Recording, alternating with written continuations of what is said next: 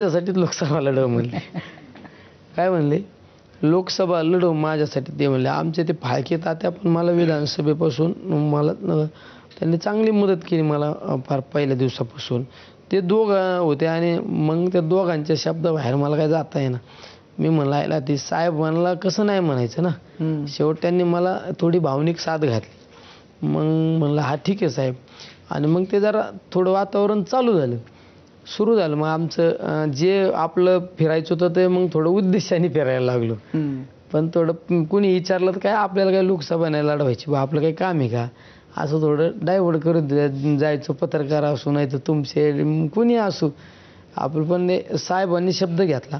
पण नंतर ती अचानकच महायुती झाली. म्हणजे महायुती झाली त्यावेळेस मी आमच्या श्रीगोंदा तालुक्यात असं लोकांच्या सुखादुःखात फिरणं, मग मी माझ्या मतदारसंघात फिरणं कमी केलं, बाहेर जास्त केलं. तर म्हणलं आता लढायचंच म्हणलं होतं, तयारी तर करावं लागेल ना.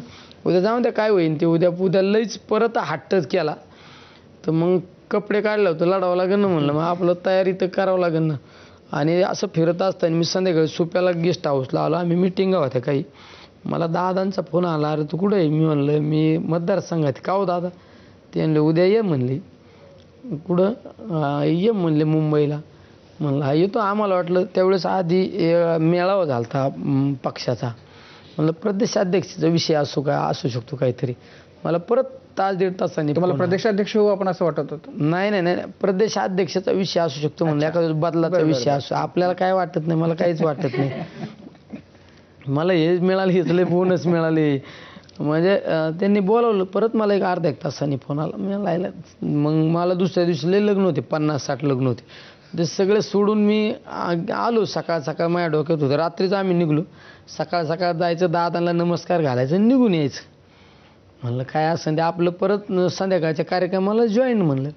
तिथं गेल्यानंतर आत एंट्री केल्या मला भुजबळ साहेब दिसले, वळसे पाटील साहेब दिसले, मुश्रीफ साहेब दिसले, हे सगळे, आणि प्रफुल्ल पटेल पण दिसले. हे सगळे दिसल्यामुळे आम्हाला वाटलं हे पक्षाचा काहीतरी निर्णय दिसतोय बा. मग आम्ही एक दोन जणांना विचारलं, म्हणणार काय भानगडी? त्यांना काही कळालं. म्हणले काय भानगडी? म्हणलं जाऊ द्या काहीतरी आपल्या पक्षाचा निर्णय असू द्या. पक्षाने काही निर्णय घ्यायचा, आपलं पक्षाबरोबर राहायचं. आणि मग आम्ही मागं जाऊन नाश्ता पण केला. ज्यावेळेस आम्ही गाड्या बोलवल्या, मग आम्हाला नंतर गाड्या बोलवल्यानं आम्हाला